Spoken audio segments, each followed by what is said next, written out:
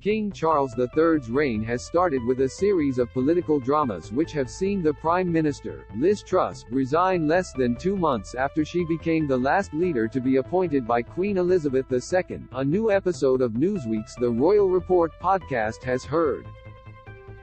Truss announced her resignation on October 20, just 44 days into her premiership following the disastrous effects of her government's mini-budget announcement which caused the UK's economy to plummet. The budget, which would have seen tax cuts for some of the country's richest citizens among other measures to try and stabilize the economy over the harsh winter period for many, saw controversial actions rescinded after widespread public backlash, dividing the Conservative Party, leading Truss to resign.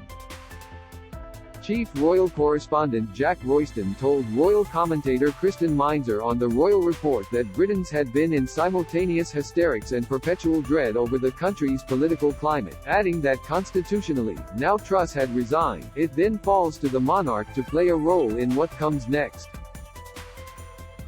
Liz Truss has announced her resignation to Charles privately, before she told the public, and there will now be a leadership election, Royston said.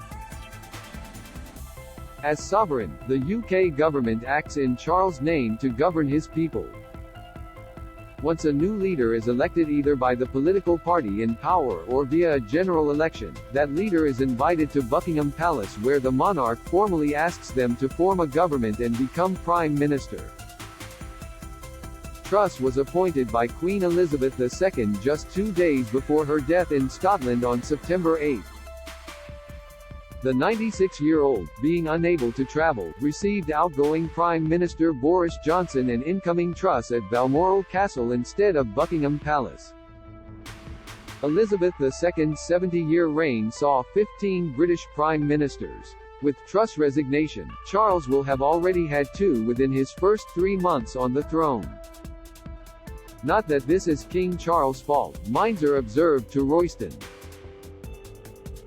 But the Queen kind of stood for stability. Charles has only been on the throne for a few weeks and so far, things are very not stable.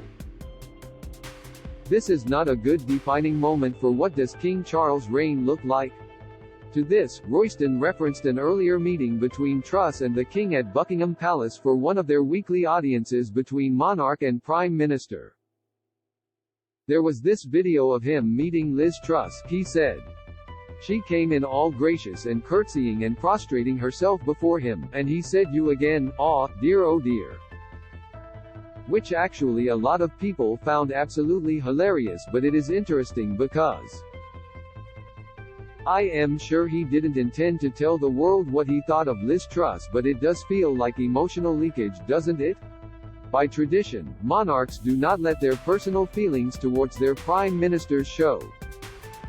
The late Queen's opinions on politics remain confidential, with very few confirmed instances throughout her reign of similar incidents. It does feel like this was Charles' verdict on Liz Truss, which he's not really supposed to give, observed Royston. Especially on camera for the world to see. Of Truss' premiership, he continued, it was a very odd reign, she was in power for 2 months. She came in and 2 days after she's formed a government the Queen passed away, so everything was then put on hold for the 11 days of mourning, and then as soon as the royal mourning period was over, they launched this mini-budget. As Prime Minister, Truss' popularity ratings according to recent polling show her more unpopular than even Prince Andrew, who has consistently featured at the bottom of the most popular royals lists with an approval rating of just 8%. Do you have a question about King Charles III, William and Kate, Meghan and Harry or their family that you would like our experienced royal correspondents to answer? Email royals@newsweek.com. We'd love to hear from you.